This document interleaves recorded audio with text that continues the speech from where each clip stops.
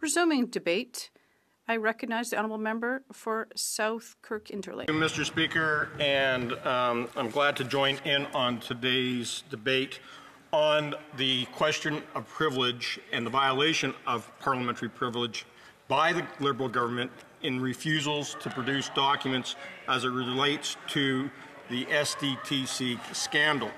Now, we know, and I'll just do a quick recap for those that are just tuning in. We know that the government has taken the Sustainable Development Technology Canada and turned it into a green slush fund for Liberal insiders and friends. The Auditor General did a complete investigation on the governance of SDTC because a whistleblower had come forward. And she found over $390 million worth of contracts were given inappropriately by the Board of Directors, who all had multiple conflicts of interest. Now, SDTC is a Crown corporation. It's funded fully by the taxpayers of Canada, and every person that serves on that Board of Directors, including its CEO, is appointed by this government. The Liberal Minister of Industry individually appoints through order in council all of those directors. It should be noted, and as a former chair of the Environment Committee who worked closely with SDTC, that the committee, or that organization, had worked perfectly until 2017. In 2017, the former Minister of Industry, Navdeep Bains, who is no longer a member in this House, went and hired on with Rogers Corporation and making a pile of money doing that. He fired the existing chair and board of SDTC and loaded it up with Liberal friends and insiders, many of them who had already received grants through Sustainable Development Technology Canada.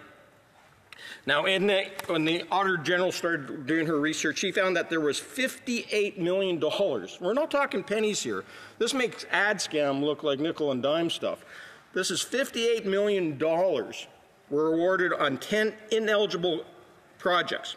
She found another $334 million on 186 cases of money that was given to projects in which the 9 board members actually had a conflict of interest and never recused themselves from the decision-making process.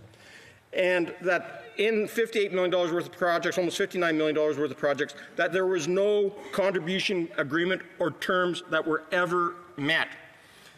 Now, the Auditor General made it clear that the failure of this is upon the Liberal Minister of Industry, who didn't follow through on his oversight and making sure that governance was followed. He turned a blind eye when they found out that they were actually handing out money to Liberal insiders.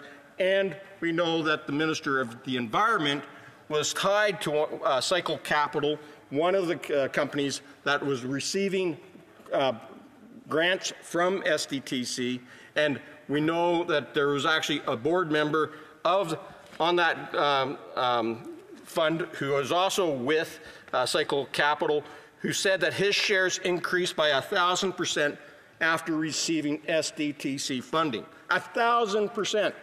And the Minister of Environment benefited as well. That is corruption at its core.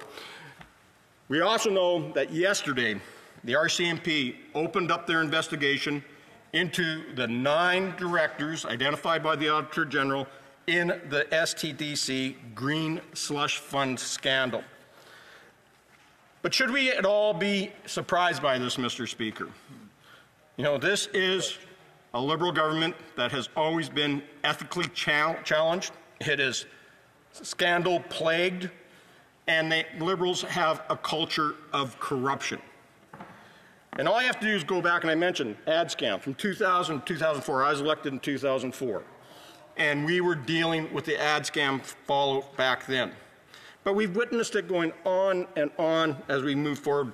You know, let's not forget SNC-Lavalin scandal in 2019, where the Prime Minister put pressure on his Justice Minister at the time, Jody Wilson-Raybould, to approve contracts to and also provide a pardon to SNC-Lavalin so that they can tender on and bid on government contracts again. she said no, and the Prime Minister fired Jody Wilson-Raybould because she wouldn't follow his word. She did her job as the Attorney General of Canada in making sure that the law was respected and that these individuals weren't given a free pass for their fraudulent activities in other countries and here in Canada. We know that the Prime Minister was found in violation by the Ethics Commissioner for putting undue pressure on Jody Wilson-Raybould.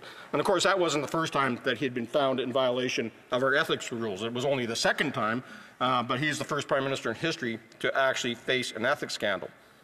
We look back on the WE scandal of 2020, and here we had the Liberals, again, trying to shovel money into the hands of their friends at the WE charity, over $500,000. Luckily, we were able to get that stopped. But we found out, again, Liberal insiders, including Bill Marneau, who, the former Minister of Finance, was actually tied directly back to the WE charity. His daughter worked for the WE charity, and he was in there advocating, not recusing himself from decision-making processes. You look at all the foreign interference that has taken place in the blind eye that has been given by these Liberals on what's happening here. The ArriveScan scam is another one that, again, we have millions and millions of dollars going in the pockets of two guys that we found out later that the ArriveScan app could have been set up for about $154 million. But no, we're talking $54 million plus that was used by these individuals to enrich themselves because they were tied directly to Liberal insiders. And let's not forget about the Winnipeg Lab documents in 2021. In 2020 it started. The House requested and ordered for the production of documents.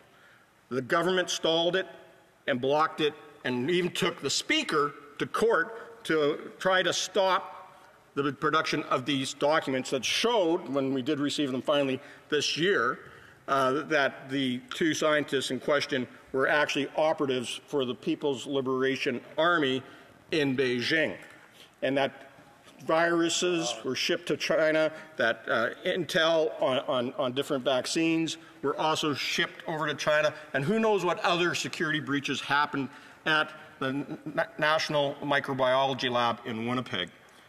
And the Liberals were too scared to let the public see it. And they were so scared in 2021 that instead of providing those documents and having everything come out through the Supreme Court, they called an election. And that, of course, prorogued Parliament, and the process stopped. I think some of us over here would actually like these guys to, call an election now, so that we can have an election that stops the documents coming forward if that's what the Liberals want to do.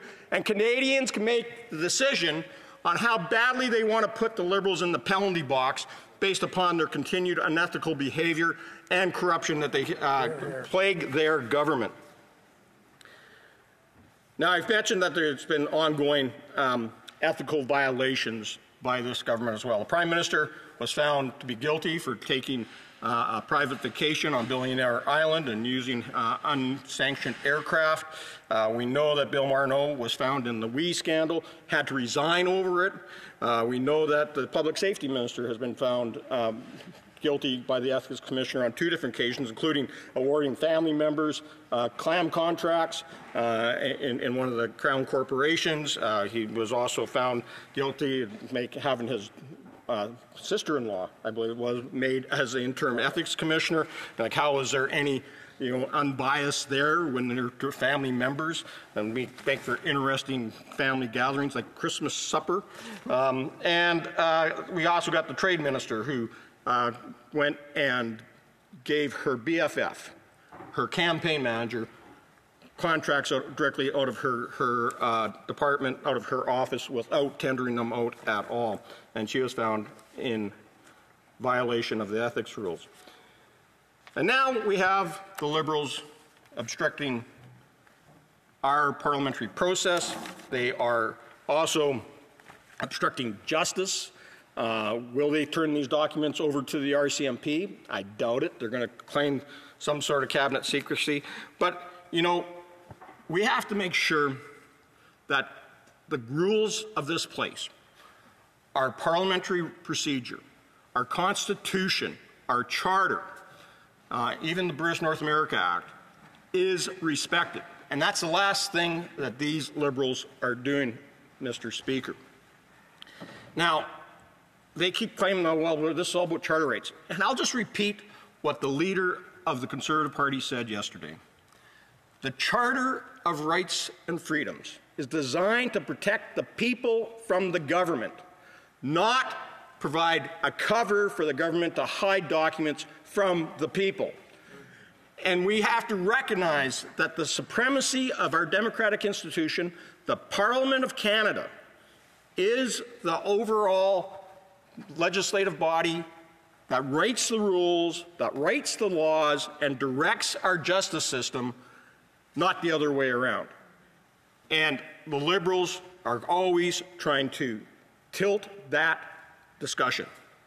So I just want to say this, that if you look at the rules, Standing Order 108(1)(a), which gives the power to the House of Commons, to committees, to Parliament, to order the production of papers.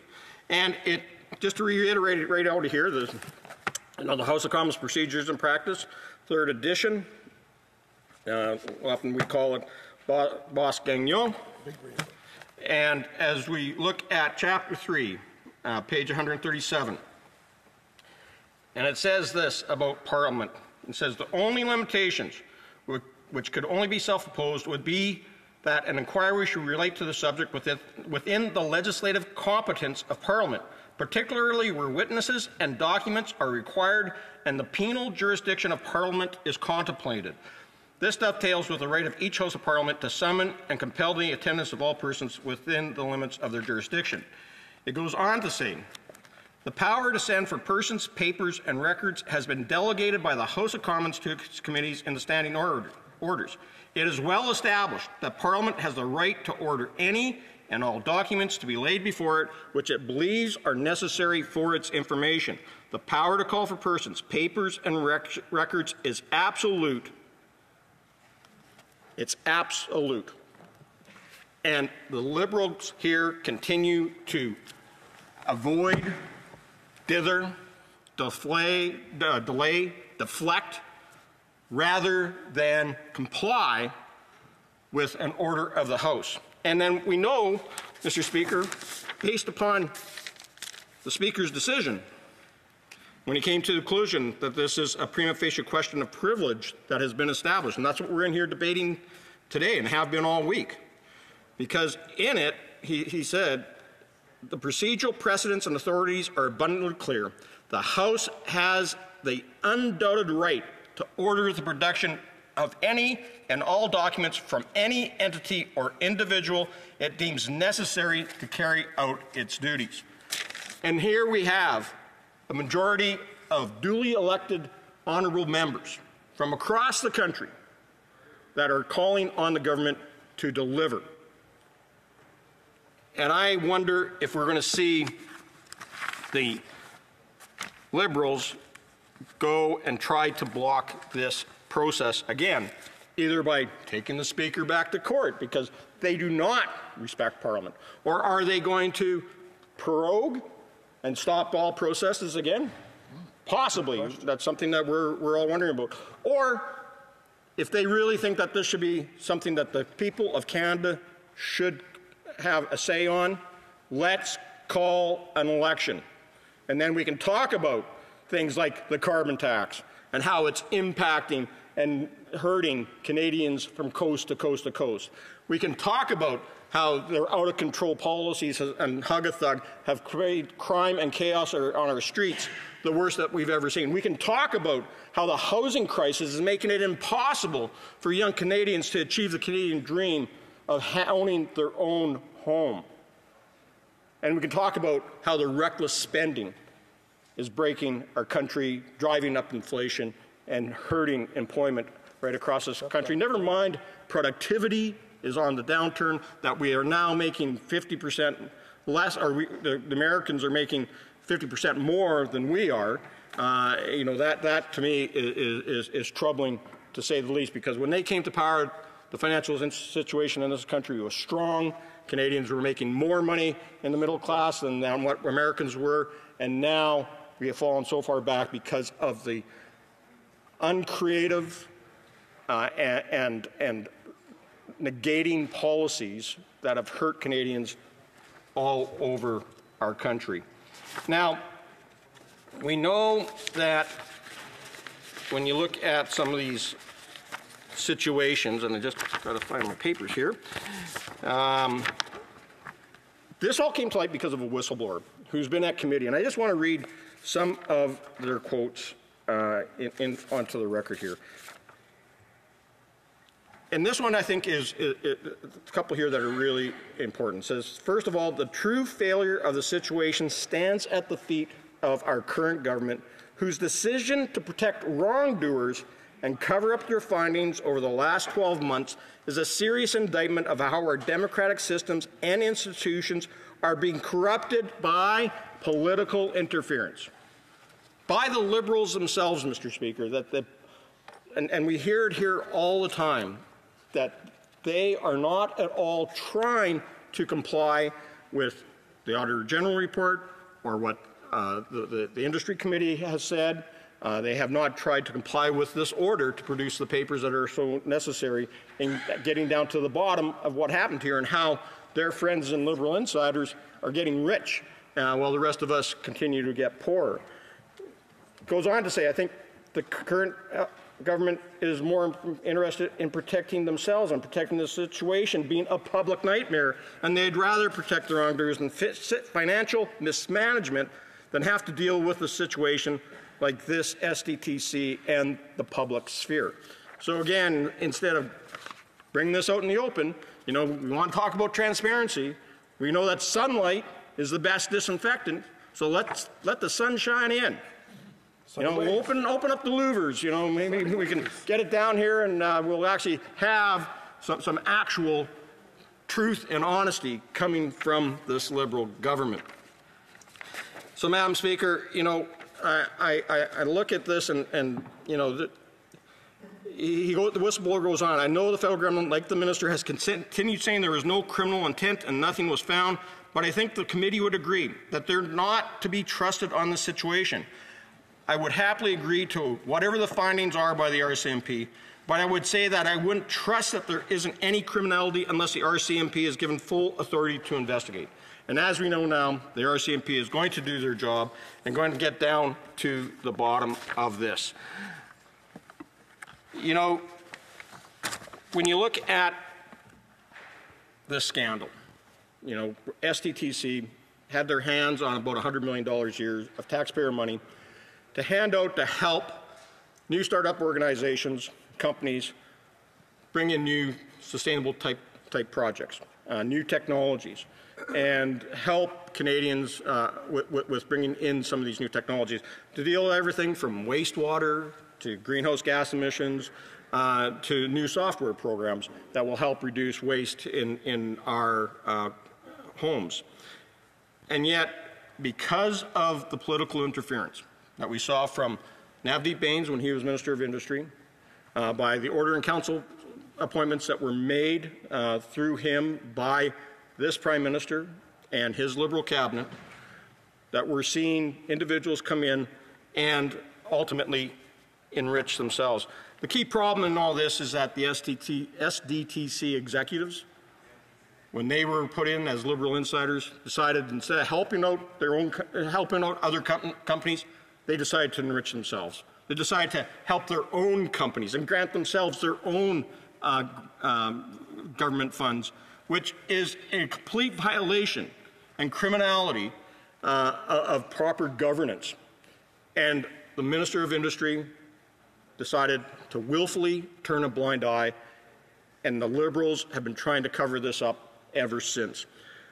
So, Madam Speaker, I don't think any of us are surprised that we're here again, having to try to convince the government to come clean, to produce the documents, allow Parliament to do its work that it's elected to do, and for them to be held to account. Anything else that we're seeing here is simply called a cover-up.